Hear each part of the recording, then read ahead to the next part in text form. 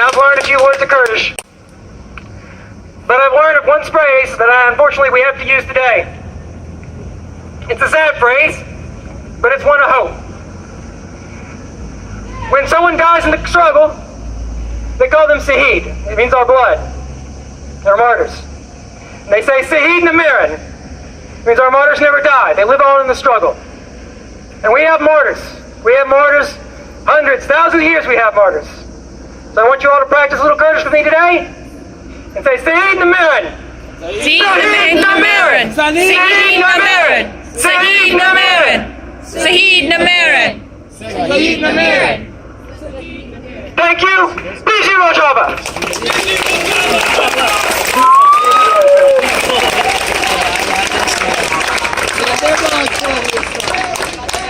Mic check! Mic check! Mic check! Mic check! Y'all paying attention? Yes, sir. Yeah. 4 p.m. tomorrow, City Hall. What you gonna do at 4 p.m. tomorrow? Be at City Hall. 4 p.m. 4 p.m. right? Bring some water. All right? Tents. Sleeping bag. Wear red. Wear red. Sleeping bags. All right? Anybody remember Occupy? We don't do it again. Hello. So if anyone would like to help cook tomorrow to feed the people that will be there, then I'm hosting an emergency food not bombs tomorrow. To do this, we will be at a Baltimore Feed Farm. You can come meet with me if you don't know where that is, or look it up online. Starting at 2 o'clock, we will be starting to cook. So if you are available, have food donations, or could get plates, or anybody that has a vehicle that could help drive, like, we could use help with all of that so that we can feed to everybody tomorrow. That's it.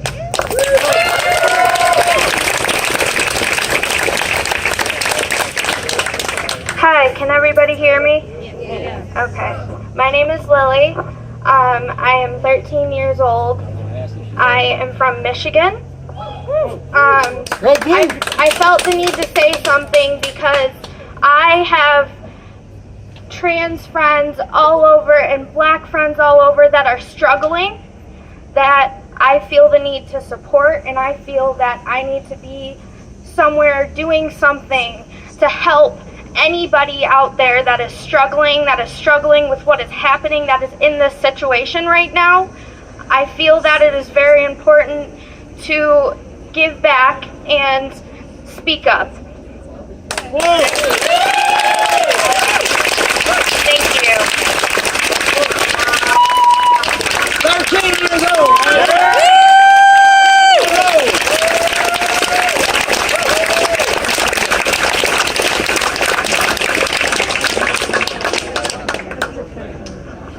Hello, everyone. My name is Ann Kayinde, and I'm with the Baltimore Quaker Peace and Justice Committee. I also live right across the street. Yay! I gotta use the bathroom. Okay. When my kids were little, and I am in a multiracial family, my kids would hear the drumming over here on the Saturday before Dr. King's birthday weekend. And we would look out and we would see a march that would start on the campus of Hopkins and come over here. And it was the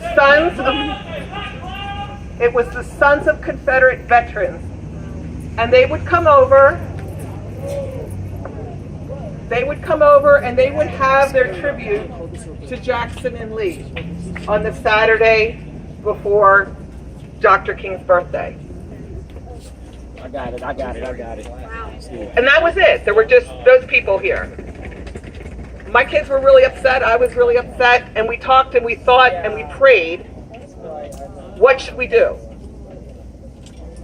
And we started with a small group of Quakers standing in the grassy median, holding signs. We were quiet, but we were asking them to do something very important. Change the date, think about what they were doing. We tried to have dialogue. They didn't respond, but we tried. And we kept doing it year after year. The NAACP joined us some years. We had Quakers from both Homewood, friends, some other friends would come. And then for 2 years now, they haven't come.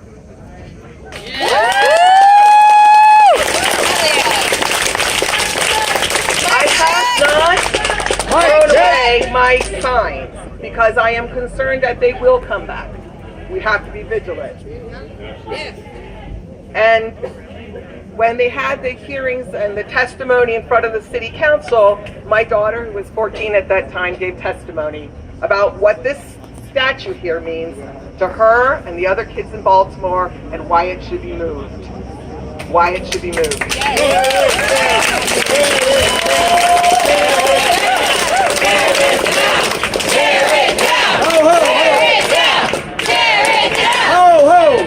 We're trying to move the statue, so we're gonna need you to move.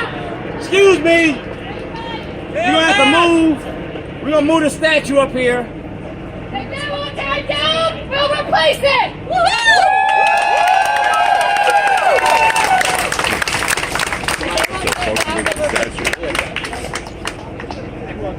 If they won't tear it down, we'll replace it! If they won't tear it down, We'll replace it. if they won't tear it down, we'll replace it! If they won't tear it down, we'll replace it! If they won't tear it down, we'll replace it! If they won't tear it down, we'll replace it! If they won't tear it down, we'll replace it! If they won't tear it down, we'll replace it! If they won't tear it down, we'll replace it! If they won't tear it down, we'll replace it! If they won't tear it down, we'll replace it! Tear this shit down! Tear this shit down! Tear this shit down! Tear this shit down! Tear this shit down! Tear this shit down! Replace this shit! Replace this shit! Replace this shit! Replace this shit! Replace this shit! Replace this shit! Tear this shit down! Tear this shit down! We'll replace it! We'll replace it! If they won't tear it down, we'll replace it! If they won't tear it down, we'll replace it! If they won't tear it down, we'll replace it! If they won't tear it down, we'll replace it! If they won't tear it down, we'll replace it! If they won't tear it down, we'll replace it! Tear this shit down! Tear this shit down! Tear this shit down! Tear this shit down! Replace this shit!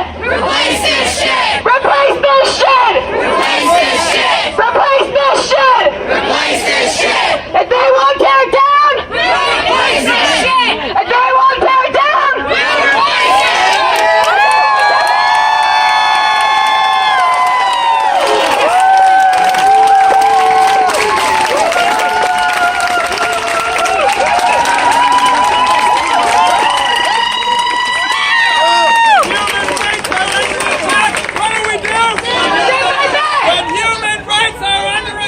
What do we do?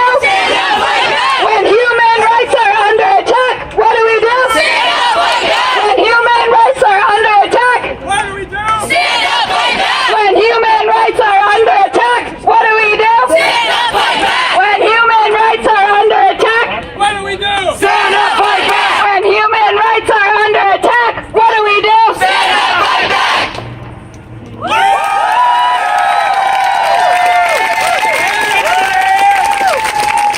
Hey, anybody heard about Colin Kaepernick? The Colin Kaepernick. So I was out with a few people yesterday at a protest. I hate using the word protest, but I just have to say this right before I burst. A lot of people are getting on him. And the thing is that I don't even like football like that, but I commend him for what he's doing. Yeah. The national anthem has a lot of, if y'all pay attention to the words when you hear the land of the free and the home of the brave, we certainly are not the land of the free. And whoever the brave is, I don't know who they are, maybe the people that are out there causing these issues. But a lot of people, it was supposed to be like 2,000 people and it was only maybe 30 of us. And that's not to say that it didn't make an impact, but we're supposed to be going there again. Listen, y'all, keep the movement going. Because there are a lot of people that it always starts with one person. There are a lot of people that are brave enough to go out there and do the work. And I'm going to say this one other thing. Listen, there's more than one issue going on. But listen, I'm going to let y'all take over this. And then I just want to put that out there, y'all. For real. Just keep it going. All right, Mic check! Mic check! Mic check! Give me a second. Come here.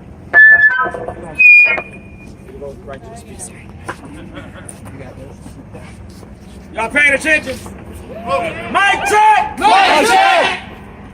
This group This showing of solidarity with Charlottesville is truly beautiful. I want to especially appreciate folks from Black who leapt into action after the deadly white supremacist violence yesterday, as well as Baltimore's artist community who continually awaken our political imaginations and remind us that a better Baltimore is possible. In the wake of despicable violence, we react, and like I said, that's beautiful, but we must also be proactive. There is someone who can take immediate action to introduce legislation to remove Baltimore's Confederate monuments, That's right. Columbus monuments, and Taney Monument, two of Yes. which fall in his district, the 11th. Councilman Costello, during the Port Covington negotiations, you proved that your understanding of structural racism is wanting of deep reflection. When I met with you and 4 of your constituents 2 years ago to deliver a petition signed by hundreds of Baltimoreans, you seemed to understand the symbolic racism these monuments to genocidal slavers represent, and the need to replace them with work of local Black artists and artists of marginalized communities.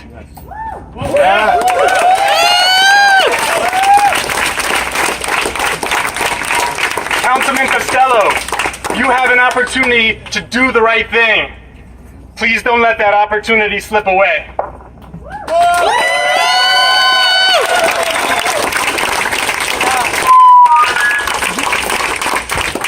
I'll be fast. I'm Angela. I'm from Baltimore Block.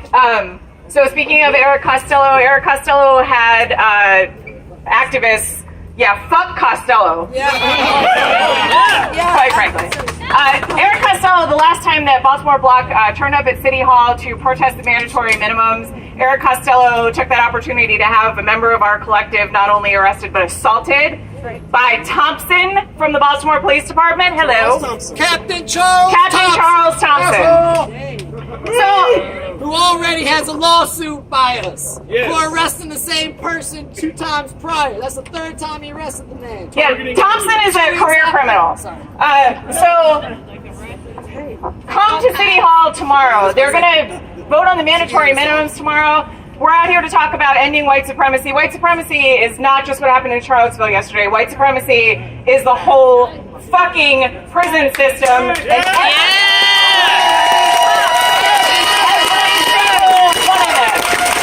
single one of them. We need to fight the mandatory minimums, and we need to fight the entire prison system. We need to come down. The police need to be abolished in Baltimore and everywhere.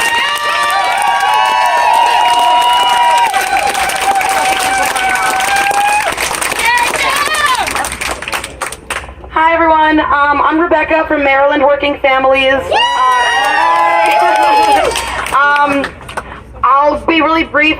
We work to pass progressive policy on a state and local level, things that impact working families and women and mothers, things like $15 an hour, things like earned sick leave, which Larry Hogan vetoed, things like fair scheduling, affordable childcare, and holding our elected leaders accountable. And when they're not accountable, we replace them with leaders who are actually from the community, who will represent the needs of the community. I want you all to know, tomorrow we are going to be out there protesting this backwards dated mandatory minimums bill. We know it doesn't work. They're putting in something that we know it doesn't work anymore. And I just want everyone to make a point of calling their representatives. And letting them know, seeing what the vote is. There's a lot of them that want to vote this through. And you should call them before tomorrow and then after, and let them know how you feel about that, and let them know that come election day, again, you know what, and that you're not going to leave them alone. And we need to keep holding everyone accountable. I just wanted to say something really quick though. Why we said to wear red is because public comments are not allowed in the city council meeting tomorrow. So, since public comments are not allowed, we want them to be able to look out into the crowd, look out into the tent city, look out and see. We want to wear red as a symbol of this opposition of this racist backwards bill. So wear red, and they will look out and they will see a sea of red, a sea of no on this. Red means stop. So that's why we're saying we're red. I'll be over there if you want to talk about working families, but all right.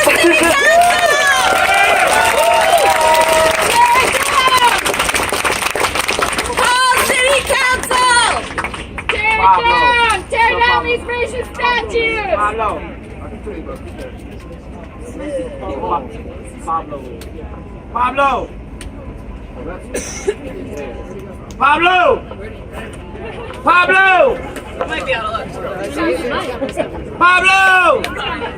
I need you, brother. This is my friend Pablo. This is my friend. We are friends. We are real friends. Yes. All right. This man is an artist. Wow, you're And this is his art. Shorty's got friends.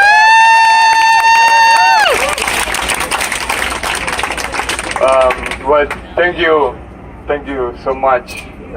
This is actually, I need to correct, I just did this, but it's not mine.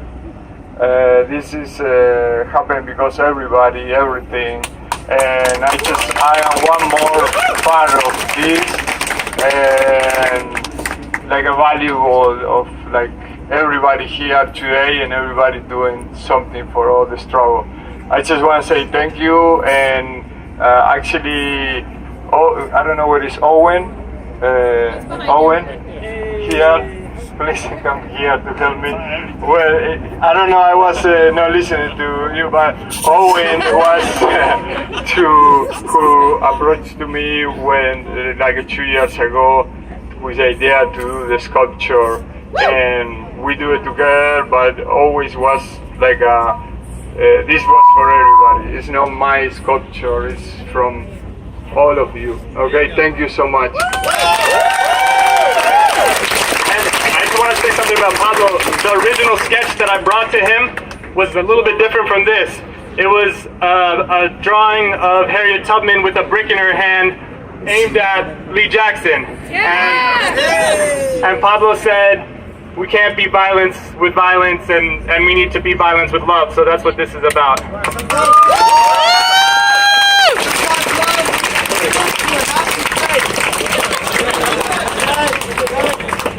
All right, I'm going to try to make this really quick and as brief as I can, but it's kind of a public service announcement that when you speak of bills and you speak of laws and you speak of the police and you speak of city councils and you speak of mayors and you speak of brutality and you speak of racism and white supremacy, a bill is you.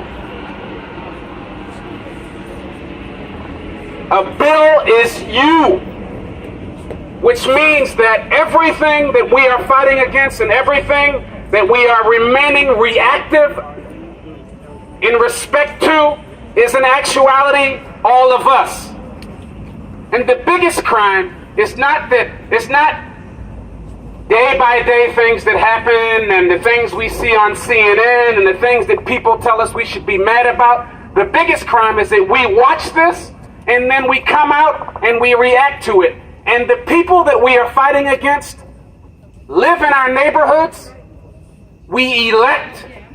We support by buying their products. Yes. We watch their commercials. We continue to shop at Walmart. We continue to support those people who do not support the interests of all of the people that live in this country and on this planet. That's right. And as long as we continue to one day on the weekend and on the evening go out and march and support and fight against and talk to our friends and post something on Facebook without realizing that it is our everyday action that illustrates where we stand on these issues. So when you walk your child to school and you continue to support school systems and school districts that don't provide basic things for students, we are in fact supporting those systems. So when you leave here today, no, I don't need it. I'm telling you. This is a reality check, a public service announcement. Because the people that you're fighting against and you're complaining against know that tomorrow you're going to go to a mall. Tomorrow you're going to turn on, name it, BET. They know that tomorrow you are going to walk your ass into work and you're going to abide by what needs to be abided by so you can pay the people that are oppressing you. But the bottom line is, the bottom line is if you look around and you continue to become and act as a slave, which in 2017, you can be purple and your ass will be a slave. And this is global. So educate children, educate your neighbors, educate yourself, and remember that our enemy, who is amongst us, and who's driving by in the foreign car and foreign vehicle, much like the car that I have, and owning the gas station where you get your gas, just remember, this is like completely holistic. And when you remember, come tomorrow and come the next day, that this is like a universal, cosmic, spiritual, like all the way around, 100% struggle. That the President of the United States is given his power because we react off of his word. And we have empowered him to do what he is doing. He's doing what, obviously he has a base. Are we his base? No. See, that got a little quiet. Are we his base? No. How many people personally do you know will walk up to you and say, hey, I'm a pro-Trump supporter and I believe in what he says? How many people say that to you? Way too many. You know why? No, you know why? Because right now we're asking for shit. We're asking for people to respect us when in actuality, probably 80% of this globe is under the foot of white supremacy. And do the math. I'm not an actuarial scientist or mathematician, but I'll tell you, there's more people that are oppressed and more people that are under that foot than are benefiting from that shit. So start thinking about some strategy. You know, join these organizations. You know, talk to your neighbors. Because right now, honestly, there's more people under that foot than are not under that foot. And fear and marching in Charlottesville and holding little batons and having weapons and stuff, the reason why that works and why they think it works is because we react out of fear. And we react believing that that's speaking for most of us. When if you look around, it's not even that many African Americans here. If you look around, we as human beings are all under this exact same foot. Encourage people to research those companies like Monsanto. I mean, go down the list. The chemical companies, the pharmaceuticals, all that shit is oppressing us. And when we come together and realize we shouldn't wait for CNN or other people who are against this marching, we should be out tomorrow. We should be out the next day speaking on this stuff. We should be on Capitol Hill. We should be in Annapolis. Peace and love. Peace and love.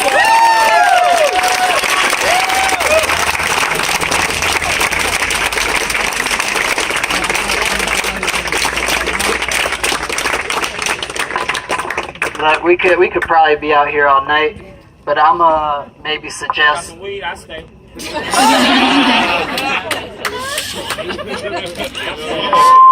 I suggest we gather back around tomorrow. Yes. At 4, and if you can't come at 4, like I said, come whenever you can, because we plan on being there for a while. All right. Get some rest tonight, and.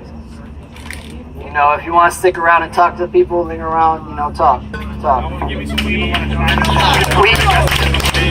got, if you would like to leave a message on our new monument, please feel free.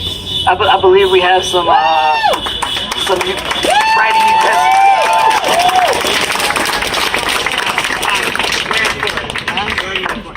utensils. So where at 4?